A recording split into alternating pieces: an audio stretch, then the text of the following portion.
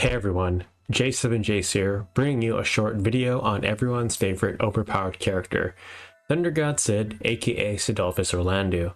I'll be analyzing what exactly makes him strong, does he really need the help of other characters, additional abilities, and are there any fights where he himself may not actually be the best choice. I'll be giving him an overview and giving my different points of view of how he will be outstanding in most cases, and in a few scenarios, not quite as faithful as you think. So let's get started.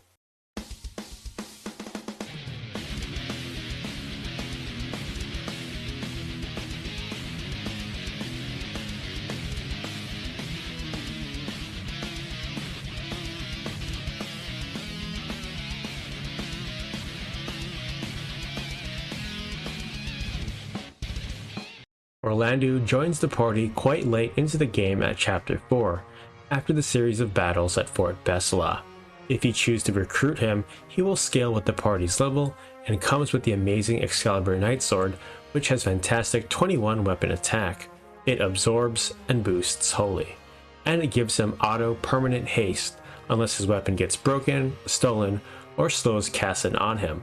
On top of this, he also comes with a full crystal set of armor and bracer.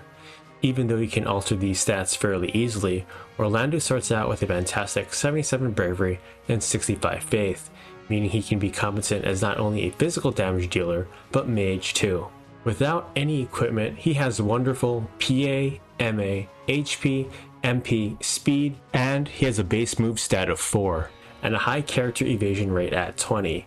He also has wonderful equipment options, as he can wield not just knight swords, but swords, katanas, ninja blades, and shields. And for armor, nearly everything from heavy armor to hats, robes, and even clothing. Because his starting items, stats, and equipment options are fantastic though, that must mean his abilities might be lackluster, right? Well, far from it. He has the abilities of the Holy, Divine, and even Fell Knights, so he is essentially Melidal, Gafgarian, and Agrias all in one. Just note that he needs to have knight swords or regular swords to use these abilities. These skills are among the strongest in the game because they are all ranged, instant, deal heavy damage, and have no MP cost.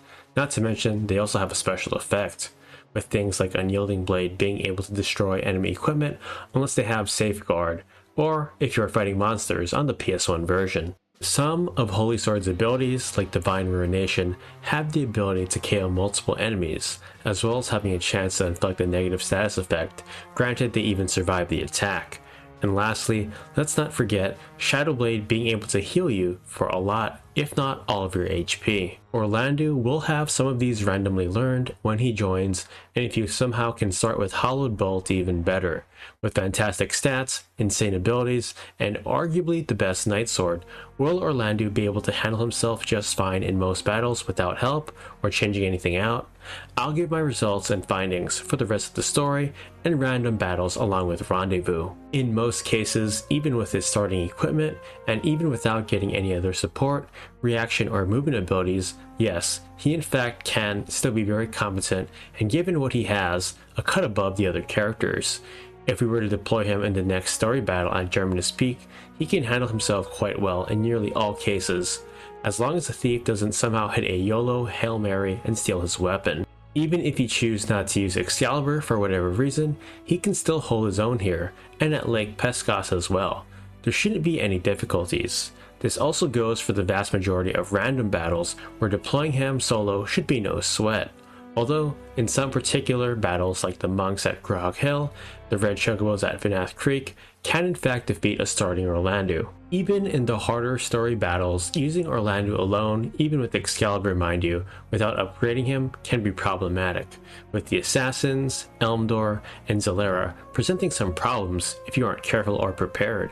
Versus Dicedorg and Adramelech, I didn't seem to run into that many issues though with Excalibur equipped, but with a Rune Blade there were some challenges, as just being slower can hinder you in battles. And even versus Zalbag and Barich, there can be a struggle with a solo Orlandeau. I can list some other examples, but what I'm trying to say is that while Orlandeau is very strong, just throwing him alone into some of these fights without learning any abilities, changing out his equipment, or even improving his bravery won't just give you automatic victories or an easy I win button. While he is a mighty character, He just isn't going to steamroll everything in sight. You will still need to know what enemies are capable of and which equipment to use to counter certain negative status ailments and more. However, if you grind to get other abilities, improve his bravery, and pair him with the rest of your party, this is where the game certainly gets noticeably easier. Or, if you are someone who has played the game multiple times through and has knowledge of it, then using Orlandeau with the rest of your current team definitely makes it a breeze. If you plan on making him even stronger though, check out my build video for him, or simply just give him move +1, increase his bravery to 97, learn Hollow Bolt, and get attack boost from the Geomancer. But let's just say you put in some extra time with him by getting some of the best abilities and ultimate items. Surely he can just nuke everything by himself, right? Well, mostly everything, but there are some rendezvous battles where this may not be enough.